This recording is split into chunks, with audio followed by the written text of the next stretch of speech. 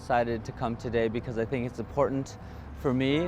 My mother went to residential school and I myself went through Child and Family Services, and I work a lot with young people in our community who are affected by the legacy of Indian residential schools every day. And so it's important for me to come here not only to be with my community, but also to hear about what the report has to say. So this is a difficult day for me to accept the ending of the TRC mandate, because it very much to me feels like we're not done yet. The public in general, and including the churches, I have not seen enough of the confession and the willingness to change, the recognition of what really has gone wrong. I think there is still an opportunity to do that, and that we can live together in full respect of each other's rights and aspirations.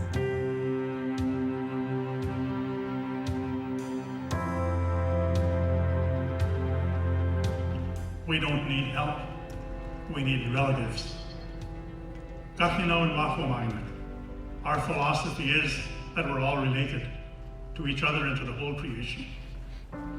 We are related in a way that if we are to be truly healthy as a society, we must learn to be together in dignity.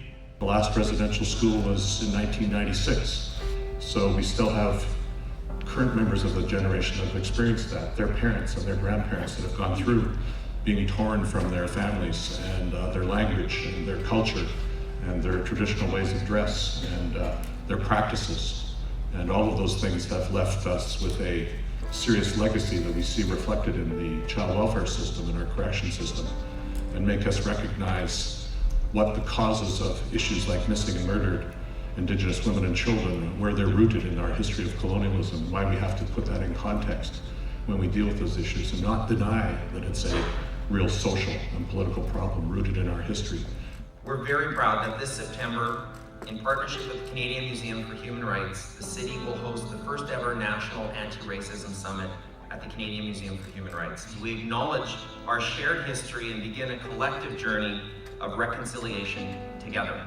On behalf of the Commission, welcome all of you here today for this very special and very important moment in our history as a Commission and in our history as a country.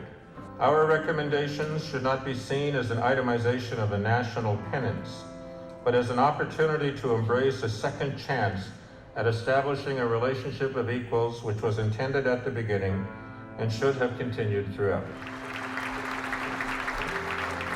I'm just honored to be here today and to see this milestone within our Canadian history. This study is going to improve, I think, the healing journey of the others. And I think my daughter's generation will be able to continue on as a strong Pride nation.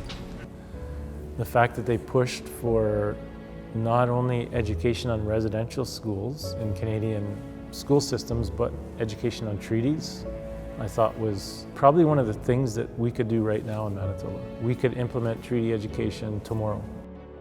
I think it's really important that the schools have Indigenous cultural advisors in their schools, not anybody else, because they're the ones that can really tell the stories.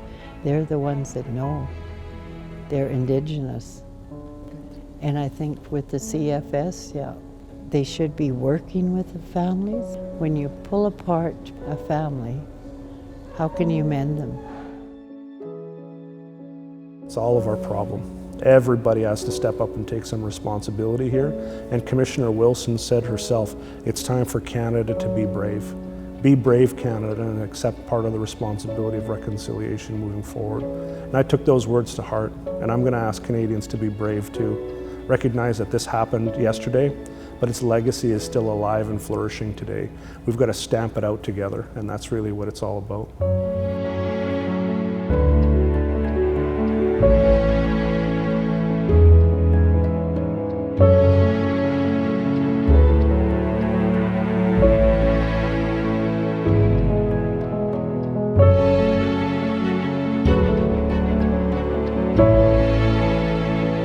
I came here to TRC today to give support to the survivors and to bring my son here to gain a little more knowledge of what's going on in the world today.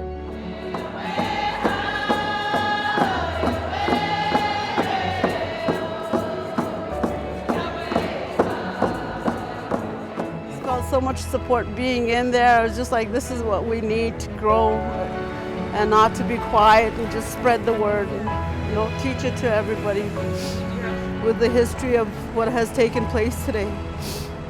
It's made me proud to be here today.